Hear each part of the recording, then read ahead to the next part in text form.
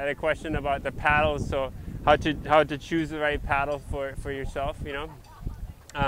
And most of the paddles we have here for the rentals are, you know, the aluminum paddles that are a little bit heavier. They're very durable, strong, and inexpensive. So it's a good paddle to have for a family, and especially if it's adjustable, it's nice to have an adjustable paddle that you can share with other people. But if you're getting a paddle for yourself, it's good to get a fixed length paddle. The carbon paddles are really light. It's a lot lighter. And that especially in the paddle, the weight matters a lot because every stroke you're lifting the paddle out of the water. And then, you know, the board is sitting in the water, so once you get it in the water, you don't notice the weight that much. But the paddle, you definitely notice while you're paddling as well if it's a heavy paddle, you know. So, and then another thing that's important is the size of the blade.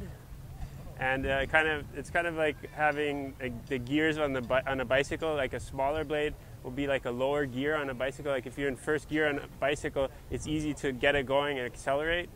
And then as you go faster, you can switch into a higher gear.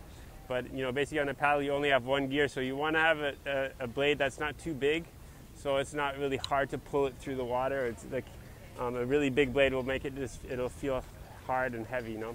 So having a little bit smaller, that's fine. Having a little bit smaller blade helps, especially, you know, if you're lighter or don't have that much strength.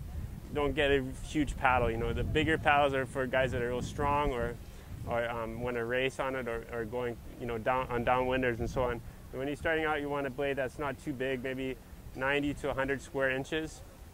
And a lot of manufacturers will have the square inches listed on their blades, you know. So, you know, that's important to know. And then the shape of the blade, it's like there's a lot of different philosophies on that.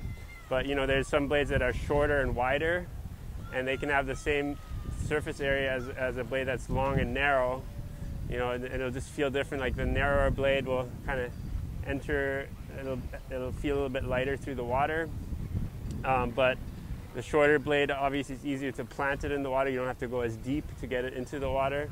And then so you know, there's advantages and disadvantages with all the different shapes.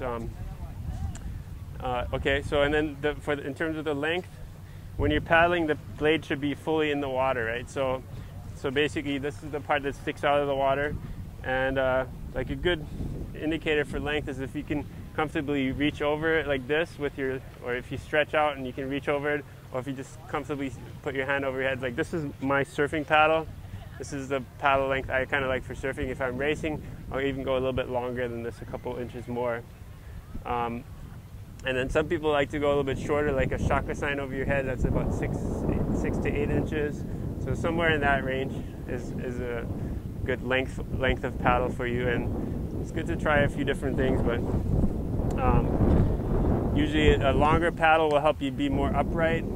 A short paddle, sometimes people tend to like paddle hunched over like this, which is bad for your back. So you want a paddle where you can be straight when you're reaching the paddle forward. You want to be able to get a good reach and catch without having to lean forward into the paddle, okay?